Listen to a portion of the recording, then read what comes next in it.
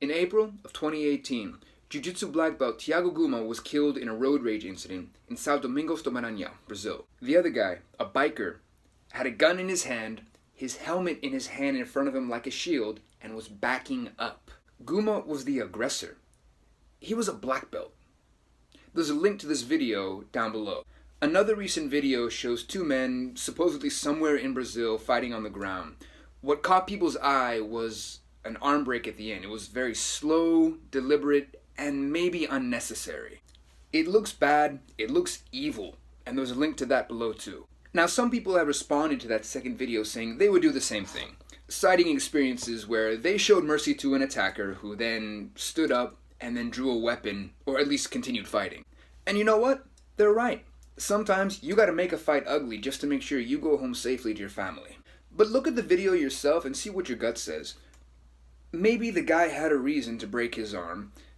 Maybe he had no training, lots of talent, and YouTube at home.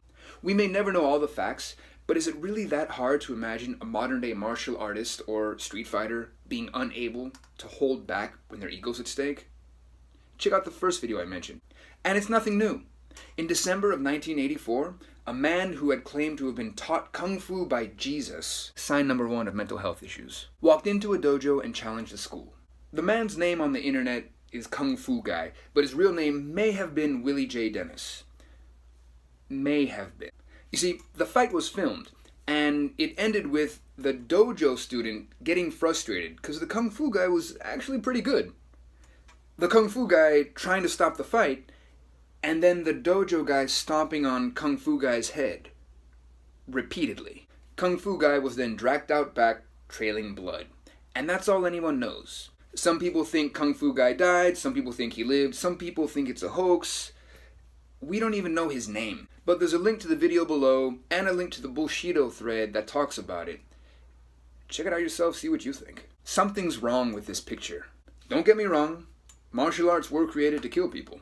Over the millennia and centuries, they've evolved into less lethal techniques, and nowadays you can very easily train, in fact, most people train without the intention of killing people. But if you train, be honest with yourself, the roots are not friendly. You still need to learn what knife strikes are lethal so you can defend against them, and you need to have a training partner actually trying to hurt you with intent so you can actually prepare for someone in real life trying to actually hurt you. Still, something's missing, and what I think is missing is a code. And again, don't get me wrong, a lot of people get the wrong image when you hear the words chivalry or Bullshido. Studies on chivalry always go back further and further into a time that never existed. The golden years, that never existed. Back in my day! It's almost like chivalry never actually existed. Bullshido has roots going back about 1,000 years.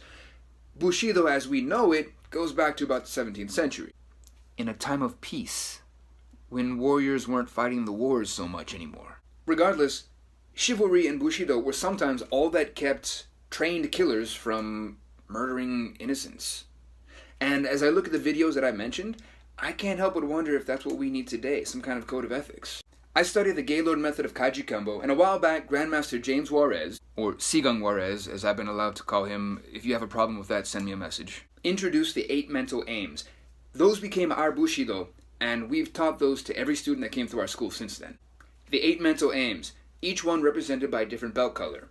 Patience, perseverance, belief, honesty, courage, self-control, respect for others, and love of humanity. Does your school have a code of ethics? Do people get disciplined if they use the art that you represent to push other people around?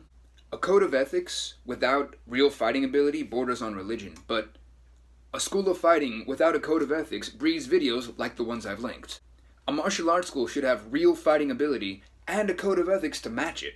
Are you part of a martial arts school, a competitor's gym, or an alpha male breeding camp? There's no wrong answer, but is your answer what you really want? Is your gym or school or dojo making you into what you want your loved ones to see you as? One of our mental aims is honesty, and that means honesty with yourself. First off, are you actually trying your best? Another part of that is, are the techniques you're studying actually effective, or are you fooling yourself? But at black belt level, we expect our students to have a love of humanity that separates you from other people. If you're not fighting for a love of humanity, what the hell are you fighting for? Is it really worth it? Thanks for watching, guys. Be sure to check the links that I mentioned below and click like, share, and comment on Facebook and YouTube both. Have a good day.